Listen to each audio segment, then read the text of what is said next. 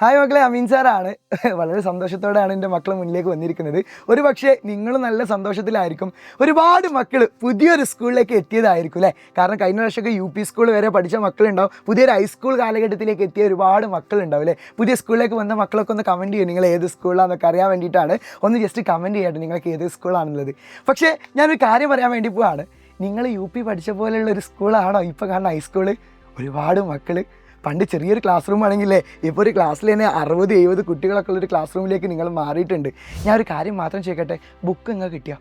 ചില ബുക്കൊക്കെ 2-3 ബുക്കൊക്കെ കിട്ടിയിട്ടുണ്ടാവുള്ളൂ, കുറച്ചും കൂടി ബുക്ക് നിങ്ങൾക്ക് കിട്ടാണ്ടാവും.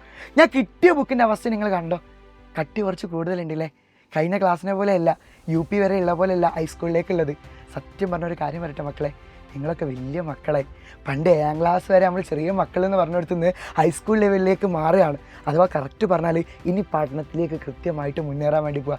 പക്ഷെ ഞാനൊരു കാര്യം ചോദിക്കട്ടെ, ഇതൊക്കെ നടക്കുന്ന സമയത്ത് ഈ 2 മാസം നിങ്ങൾ എന്താ ചെയ്തേ?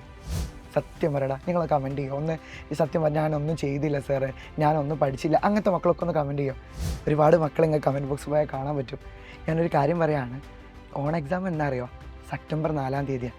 സെപ്റ്റംബർ 4-ാം തീയതി ഓൺ എക്സാം അല്ല, ഓണാണ്. അപ്പോൾ സെപ്റ്റംബർ എക്സാം എന്നായിരിക്കും? ഒരു 10-20 ദിവസം അല്ലെങ്കിൽ ഒരു ഓഗസ്റ്റ് 20-ാം തീയതിയൊക്കെ നിങ്ങൾക്ക് എന്ത് ചെയ്യും? എക്സാം തുടങ്ങും.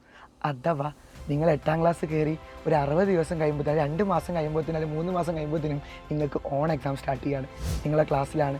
കഴിഞ്ഞ ക്ലാസ്സിലൊക്കെ നിങ്ങളിതിന് 1-ാം റാങ്കൊക്കെ ഉണ്ടായിൻ്റെ സ്കൂളിലൊക്കെ.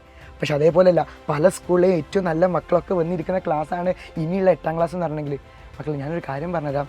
നിങ്ങൾ ആദ്യത്തെ വാല്യൂഷൻ ചെയ്യാൻ പോകുന്നത് ഈ മാർക്കാണ്.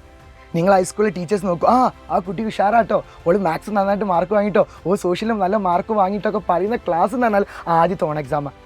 അതിനൊട്ട് നിങ്ങളെ മാർക്ക് കുറഞ്ഞാൽ സത്യം പറയാലോ, ഞാനൊക്കെ പഠിക്കുന്ന കാലത്ത് എനിക്ക് ഓർമ്മയുണ്ട്, 7ാം ക്ലാസ്സിലൊക്കെ നന്നായിട്ട് പഠിക്കുന്ന മോളുണ്ടായിന്. ഓളെ പേര് റിനു ഞങ്ങൾ വിളിക്കലുണ്ടായിരുന്നു. ആ മോളെ അവസ്ഥ എന്താ അറിയണോ? ആ ഫസ്റ്റ് എക്സാമിന് മാർക്ക് കുറഞ്ഞതുള്ള ഓൾ ഡൗൺ ആയിപ്പോയി. പിന്നെ മാർക്കില്ലാത്ത അവസ്ഥയായി, പഠിക്കാത്ത അവസ്ഥ വന്നു. എനിക്ക് ഓർമ്മയുണ്ട്. പക്ഷെ എൻ്റെ മക്കളോട് പറയാനുള്ളത്, നിങ്ങൾ നല്ല പൊട്ടൻഷ്യലുള്ള മക്കളാണ്, നന്നായിട്ട് പഠിക്കാൻ കഴിയുന്ന മക്കളാണ്, കഴിഞ്ഞ സ്കൂളിലൊക്കെ നന്നായിട്ട് പഠിച്ച് A ഗ്രേഡ് വാങ്ങിയ മക്കളാണ്. പക്ഷേ ഇനി വലിയ സ്കൂളിലേക്ക് എത്തുമ്പോൾ അതേ മാർക്ക് വാങ്ങണം. അപ്പോൾ എന്താ ചെയ്യുക സാറേ? ഒരുപാട് ആൾക്കാർ ചോദിക്കണ്ടാവും. മക്കൾ, ഞാൻ നിങ്ങളോട് പറഞ്ഞു തരാനുള്ളത്, ഇനി നമുക്ക് തുടങ്ങാം. ഇനി നമ്മൾ കൃത്യമായിട്ട് തുടങ്ങി പഠിച്ചെങ്കിൽ നമുക്ക് കിട്ടും. അപ്പോൾ എന്താ സാറേ അതിന് മാർഗ്ഗമുള്ള ചോദിക്കണ്ടാവും. മക്കളെ, ഒരൊറ്റ കാര്യം പറഞ്ഞുതരാം. നിങ്ങൾക്ക് ഒരു ദിവസം 1 മണിക്കൂർ മാറ്റാൻ പറ്റുമോ? 1 മണിക്കൂർ കൃത്യമായിട്ട് കിഡിലാക്കി പഠിക്കുകയാണെങ്കിൽ ഞാൻ നിങ്ങൾക്ക് വാങ്ങിത്തരും ആ ക്ലാസ്സിലെ ഫസ്റ്റ് റാങ്ക് എന്നുള്ളത്.